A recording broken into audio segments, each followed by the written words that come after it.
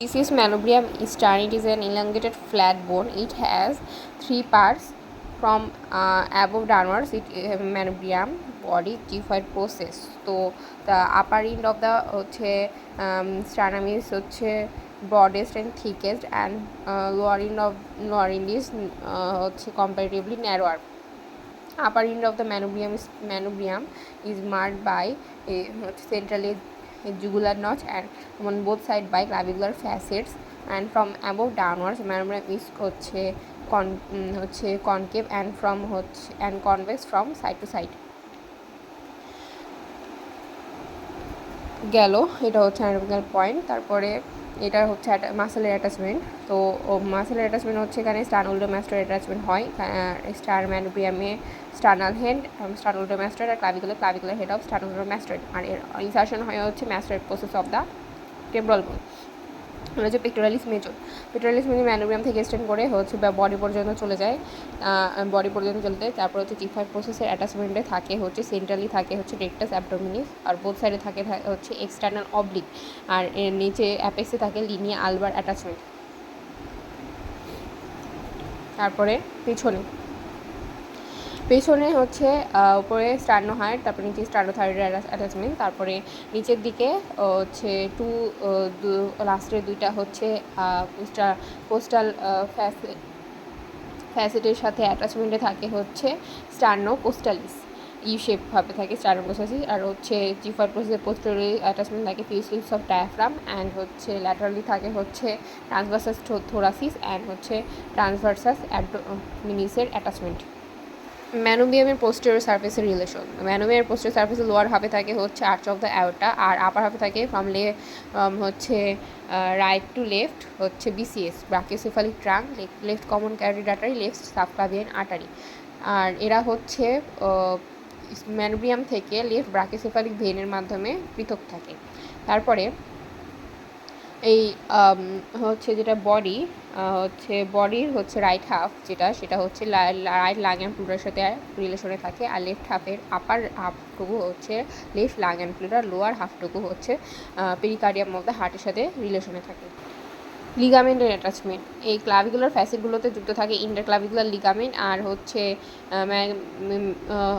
Jugular notch attach থাকে হচ্ছে investing layer of the deep cervical fascia attachment. Trachea's position can be checked by jugular notch. এটা হচ্ছে jugular নচের importance.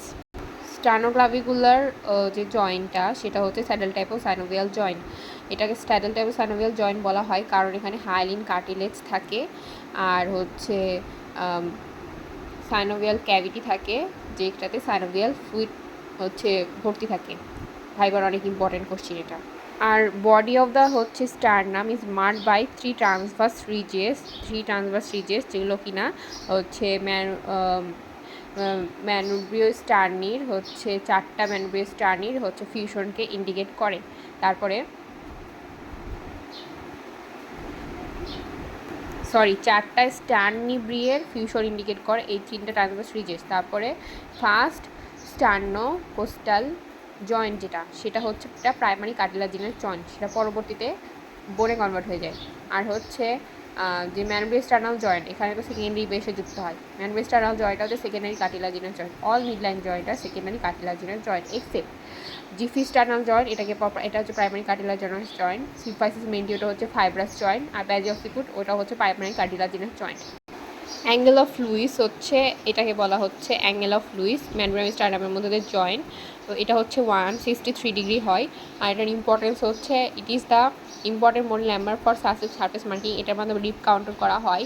তারপর হচ্ছে it is the junction between superior and inferior mediastinum, arch of aorta starts and ends here. তারপর it is the junction between superior and inferior mediastinum. It corresponds with lower border of the six thoracic vertebra. তারপর হচ্ছে angle of Lewis corresponds with arch of azagus vein.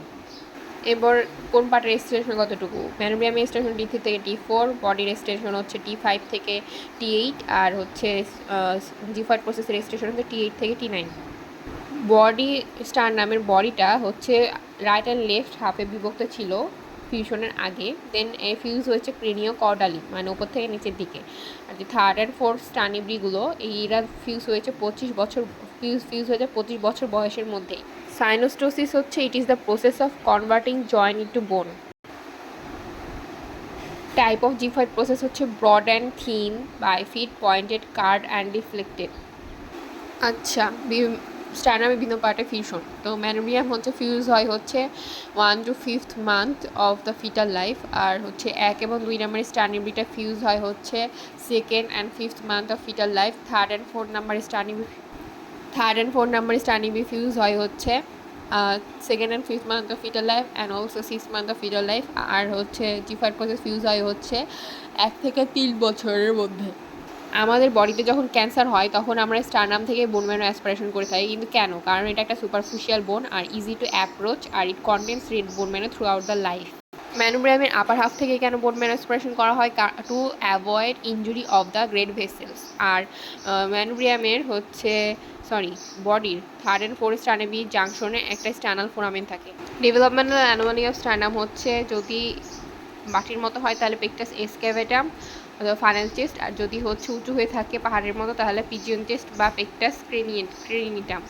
R ectopia cordis হচ্ছে due to non fusion of the sternal plates the heart become হচ্ছে exposed and is not covered by the sternal surface, it is called ectopia কর্ডিস।